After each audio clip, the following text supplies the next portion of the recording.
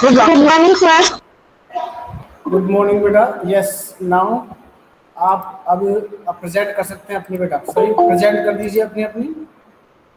ठीक है. और बेटा जिन बच्चों के पास अभी तक भी जी स्वीट की आईडी जिन्होंने लॉगिन नहीं करी है ना, वो मुझे व्हाट्सएप पे मैसेज कर दें. अभी देखो काफी बच्चे हैं जिन्होंने अपनी आईडी लॉगिन नहीं कर रखी है, जैसे प्रणाली वाकड़े, ये पार्थ पार्थ है शायद. पार्थ, आपने अपनी आईडी क्यों नहीं बना रखी अभी तक, है ना? अब जो जिन बच्चों की अभी तक आईडी नहीं बन पाई है वो सभी बच्चे व्हाट्सएप पे मुझे मैसेज करें ताकि मैं उनको आईडी पासवर्ड दूं. तो जैसे जीमेल में हम उसको लॉगिन करते हैं ना, सेम उसी तरह से हमें क्या करना है, ऐड अनदर अकाउंट पे जाना है. अगर मान लो पहले से ही आपका वो जनरेट हुआ है, मैंने स्कूल से जनरेट किया उसको, तो उसमें क्या है आपके है वो जैसे स्मॉल लेटर में आपकी आईडी बनी हुई आ जाएगी वो. लेकिन आपको उसको रिमूव करके और वापस से दोबारा से आईडी को ज्वाइन करना है. वो पासवर्ड मैं आपको प्रोवाइड करवाऊंगा. बहुत से बच्चे जिन्होंने लिया है, बहुत से बच्चों का अपने आप ही हो गया है, यहीं से हो गया.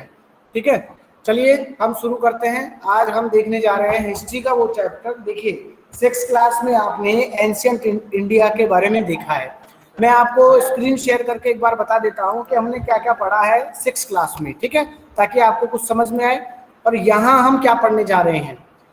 तो स्क्रीन शेयर हो रही होगी सभी को, हो रही है ना? No, sir. Yes, sir. Yes, sir. Yes sir हो रही है. Yes, sir. चलिए चलिए देखिए, एक बार देखिए इस पिक्चर में. देखिए हमने जो 6th क्लास में चैप्टर पढ़े थे उसमें हमने ज्यादातर क्या पढ़ा था, एंशियंट इंडिया के बारे में देखा था, जिसमें हमने हड़प्पा के बारे में देखा, महात्मा बुद्ध के बारे में, महावीर स्वामी के बारे में, कुछ ऐसे किंगडम्स थे जो उस समय हुए थे, मगध साम्राज्य का देखा, का देखा, है ना? नए देखे सम्राट, हाँ, के बारे में, अशोका के बारे में. उसके बाद में हमने ट्रेडर्स एम्पायर्स को देखा, नई बिल्डिंग्स को. यस, ग्रेट बात. Mughal empire sir new age के बारे में देखा.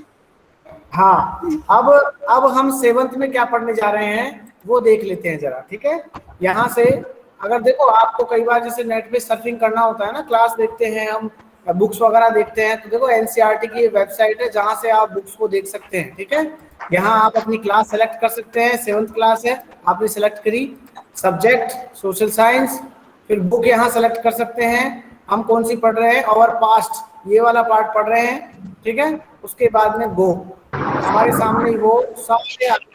अब हम कौन सा चैप्टर पढ़ रहे हैं, उस चैप्टर को हमें मान लो ओपन करना है, तो वो चैप्टर हमारे सामने यहाँ ओपन हो जाएगा. इसको हम डाउनलोड भी कर सकते हैं, अपने मोबाइल में भी रख सकते हैं और अपने लैपटॉप में भी सेव कर सकते हैं. तो ये सब चीजें भी सीखिए ताकि डिजिटल तरीके से भी हम थोड़ा लर्निंग कर सकें. यूट्यूब पे सर्फिंग करें तो हमारे चैप्टर का नाम डाल दें, तो उससे क्या है, उससे रिलेटेड हमारे सामने वीडियोज आ जाते हैं. ये चैप्टर है 2nd चैप्टर हिस्ट्री का. यहाँ देखो ये डाउनलोड का ऑप्शन है, आपको यहाँ दिखाई दे रहा होगा, ये डाउनलोड का ऑप्शन है जो आ जाएगा. आप डायरेक्ट प्रिंट भी करवा सकते हैं इसको. जिनके पास बुक्स नहीं है वो यहाँ ऑनलाइन देख सकते हैं. देखिए ये चैप्टर है जो हमें पढ़ना है. इसका मैप है, मैं इसको जूम कर देता हूँ थोड़ा सा.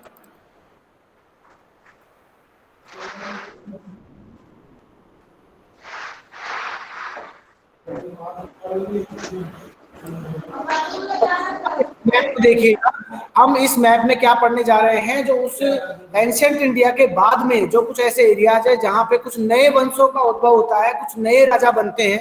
कौन कौन से बनते हैं, जैसे इंद्रप्रस्थ में, है ना, चौहान, चाहमान जिनको बोला जाता है, चाहमान, हिंदी में उनको चौहान भी बोला जाता है. अरब और अरब्स ऑफ मंसूरा, जो इराक ईरान है, वहाँ मुल्तान है, वहाँ के अरब, वहाँ के लोगों को, कश्मीर. नीचे अगर आप आते हैं, गुजर बिहार, चंदेल, परमार्स, जो आपको यहाँ दिखाई दे रहे होंगे.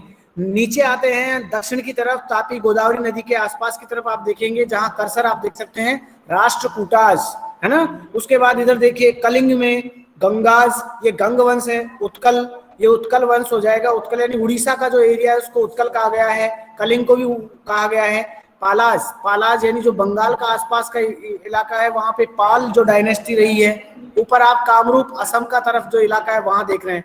अब इस हम चैप्टर में इन डायनेस्टीज के बारे में पढ़ने जा रहे हैं. आपको एक शॉर्ट वीडियो है, उसको अच्छे से देखना है ताकि आपको कुछ चैप्टर्स की चीजें हैं, जो बारीक चीजें हैं, वो आपको समझ में आए.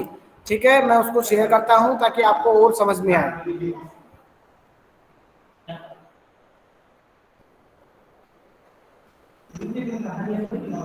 सभी बच्चों ने अपनी प्रेजेंट कर दी होगी, अगर नहीं की है तो आप कमेंट बॉक्स में बेटा अपनी प्रेजेंट कर दें। ठीक है,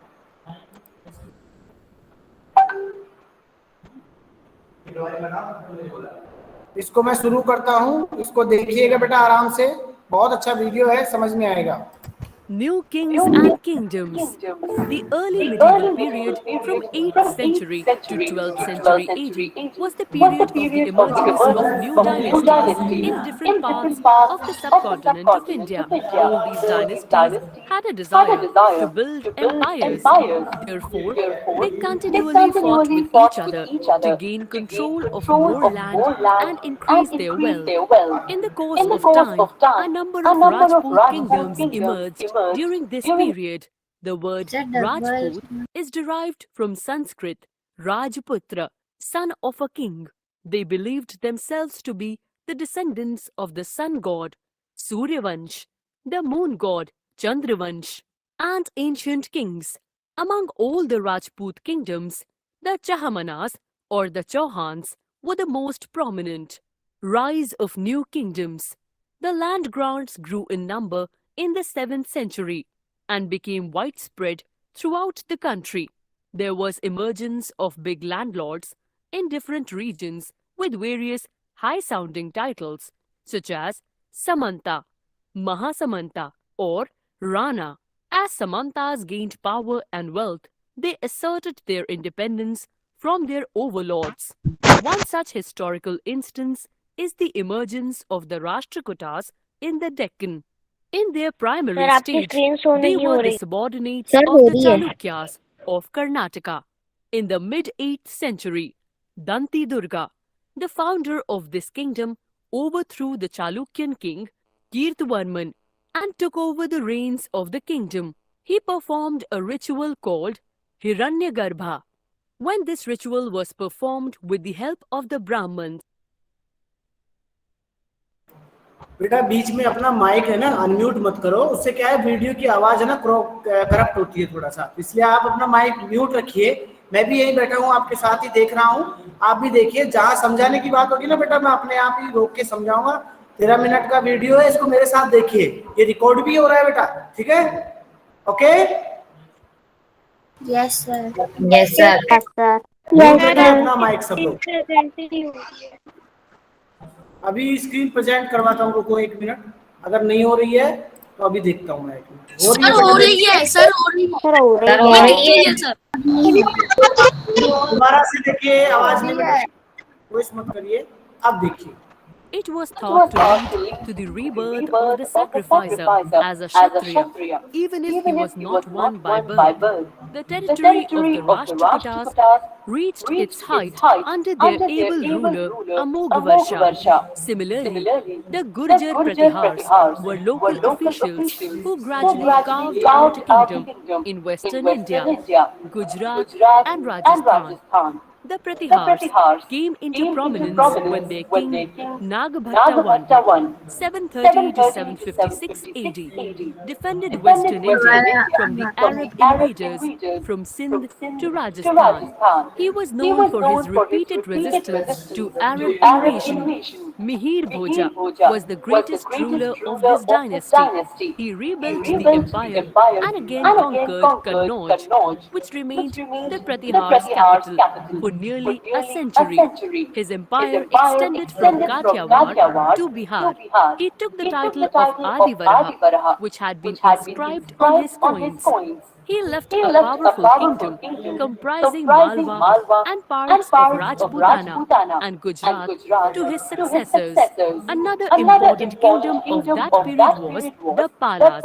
The Pala dynasty was founded by Gopala with his capital at Patliputra. He dominated eastern and northern India till the middle of the 9th century. The greatest king of the Pala dynasty was Gopala's son Dharampala. Some Tibetan accounts tell us that the Palas were patrons of Buddhism. Dharampala founded the famous Vikramshila University in Bihar. The Palas also had trade links with Southeast Asia. Devpala was the last powerful ruler of the Pala dynasty. During their reign, their kingdom extended till Prayagdishpur, present-day Assam, parts of Odisha, and parts of modern Nepal. But after his death, the Pala dynasty began to decline. Tripartite struggle. All the ruling dynasties of the early medieval period had their own areas of influence, but they often tried to control other areas for more wealth. Kannauj was an important region as it was strategically located on the banks of the river Ganga in Uttar Pradesh. कुछ समझ में आ रहा है आपको बेटा? कुछ समझ में आ रहा है बेटा इसमें? डबल आवाज है। ना सर कुछ समझ में नहीं आ रहा। चलिए चलिए चलिए ठीक करता हूँ, मैं ठीक करता हूँ, रुकिए। अब नहीं आएगी डबल आवाज, सुनिए। Yes.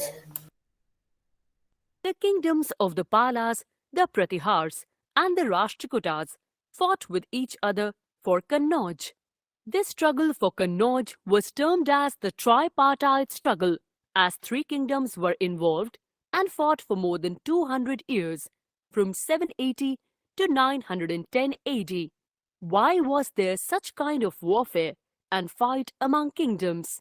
All the kingdoms of that time wanted to demonstrate their power and wealth beyond their own territories, and for increasing their treasury, they often chose to target temples, which were sometimes extremely rich when they attacked one another's kingdoms. Historically, one of the most prominent rulers who invaded the Indian subcontinent was a Turk Sultan, Mahmud Ghazni of Afghanistan. He ruled from 997 to 1030 AD. He invaded India 17 times between 1000 to 1026 AD.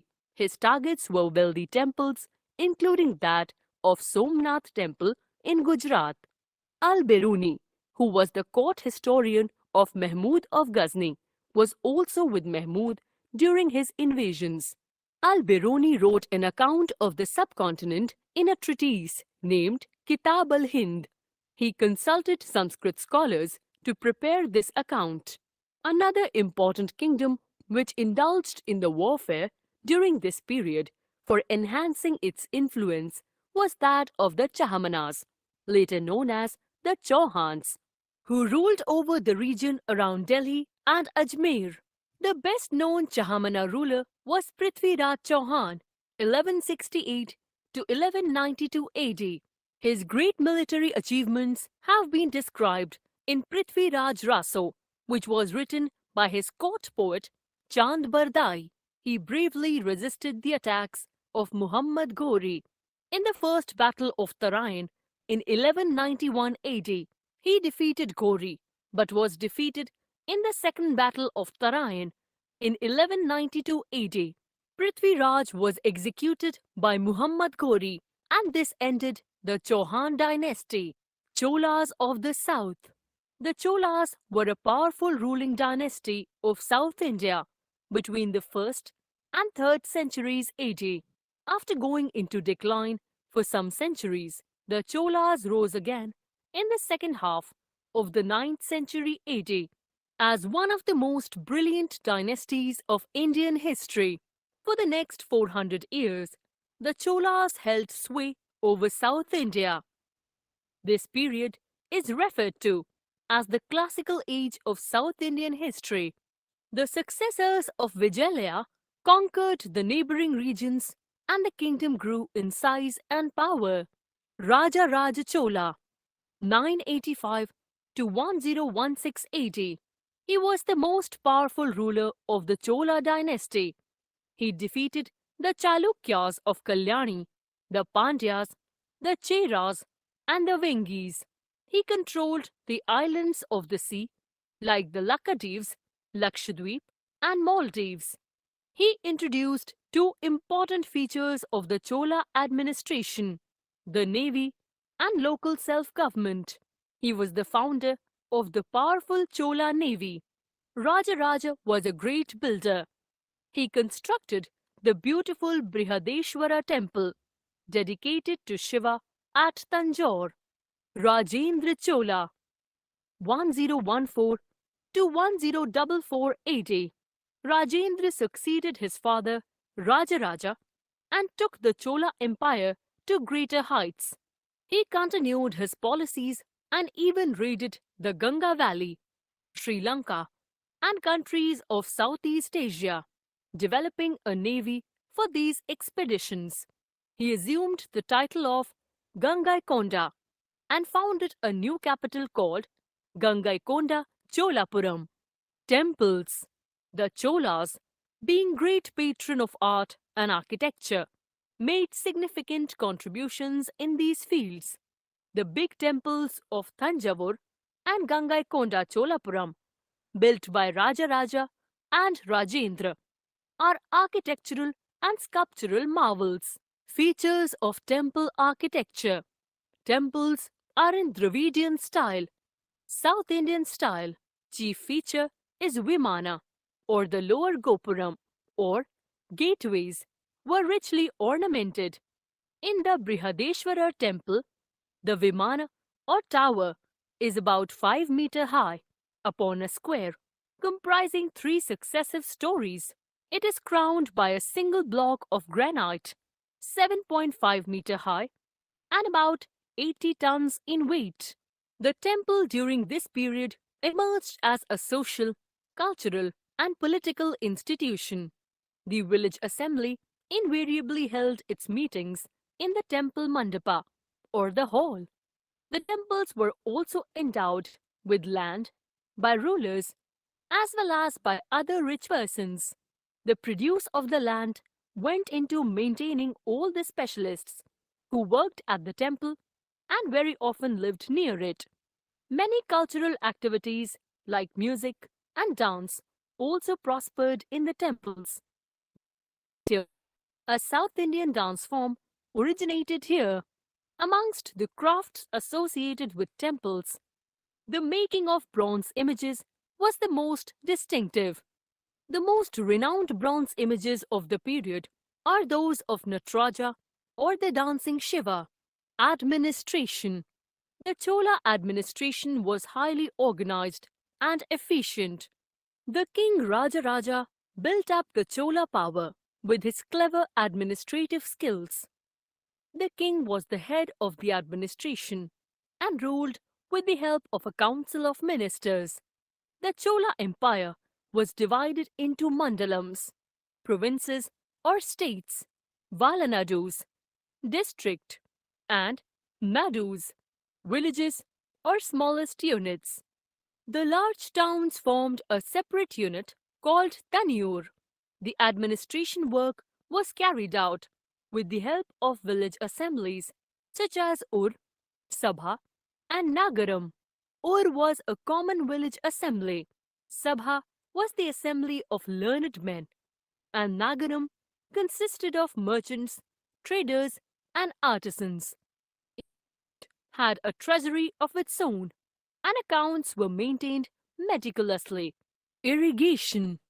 Irrigation was given special attention, and tanks, wells, dams, and artificial lakes were built to ensure ample water. Irrigation channels were built that carried water from the river and lakes to the field. Revenue. The major source of the revenue was land. The land was surveyed and categorized according to its production. The king took 1/3 of the produce either in cash or in kind.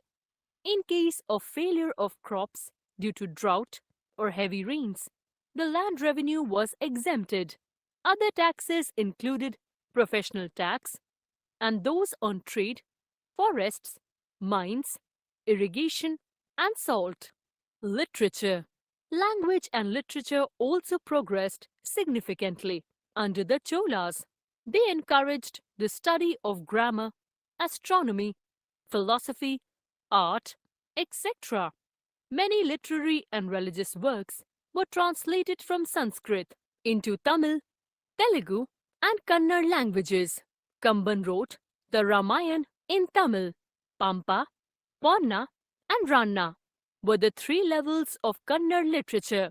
The Chola rulers used both Tamil and Sanskrit in their official work.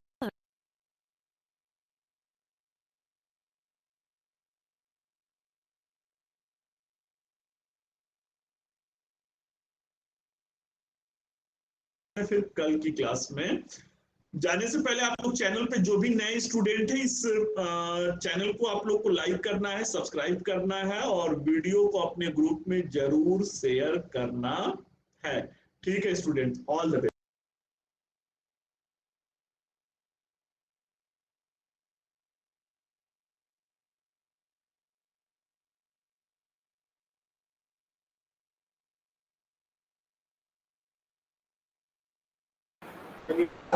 आज के लिए बेटा ये video था जो मैंने आपको दिखाया है। नेक्स्ट क्लास में हम इसको चैप्टर से पढ़ेंगे, बुक से पढ़ेंगे। ठीक है, क्लास को आज यही खत्म करते हैं। इस वीडियो को और देखिए, आप अपने घर पे देखिए ताकि आपको और समझ में आए, अलग से बुक से देखिए।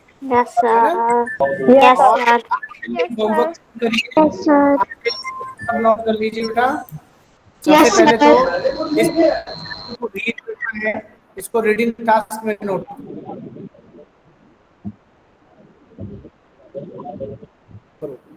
ठीक है, बाय सर, दूसरा बाय इसमें सर, जो टैग दिया हुआ है ये फर्स्ट पे से ही उसको रोको। नहीं आ रही। सर आपकी आवाज मेरी आवाज आएगी जब आप सुनोगे। मैं ये कह रहा हूँ आपको सबसे पहले तो इस चैप्टर को रीड करना है, रीडिंग टास्क में इसको नोट कर लो। सेकंड चीज, ये जो चैप्टर मैंने आपको दिखाया उसके फर्स्ट पेज में एक मैप दिया हुआ है, उस मैप को ड्रॉ करना है। इस पूरे चैप्टर को रीड करना है, न्यू किंग्स एंड किंगडम्स को, और उसको ड्रॉ करना है। ठीक है, मैप को यस ठीक है बेटा। Have a nice day. Yes have a nice day sir. Have